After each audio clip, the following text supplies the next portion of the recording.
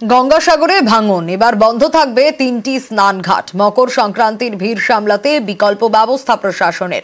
জোর কদমে চলছে বাঁধ মেরামতির কাজ।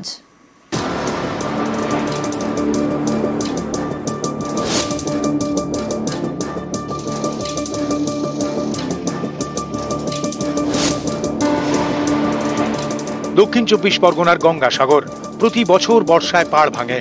এছাড়া নিম্নচাপ বা ঘূর্ণিঝড়ে উত্তাল সমুদ্র আঘাত করে গঙ্গাসাগরে।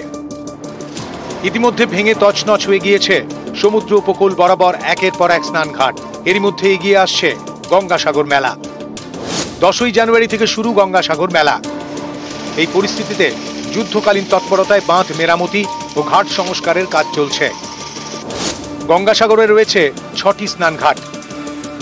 এর মধ্যে ভাঙনে ক্ষতিগ্রস্ত 2, 3, 4 ও 5 নম্বর স্নানঘাট। এর জেরে এবার 2, 3 এবং 4 নম্বর ঘাটে স্নান বন্ধ থাকবে। এই পরিস্থিতিতে বিকল্প পরিকল্পনা প্রশাসনের। 70% পুণ্যার্থীকে যেতে হবে 1 নম্বর স্নানঘাটে। 5 এবং 6 নম্বর স্নানঘাটে স্নান করবেন 30% পুণ্যার্থী। 1, 5 ও 6 নম্বর ঘাটের পাশাপাশি মকর সংক্রান্তির ভিড় সামলাতে প্রশাসনের ভরসা নতুন তৈরি হওয়া সমুদ্র তট।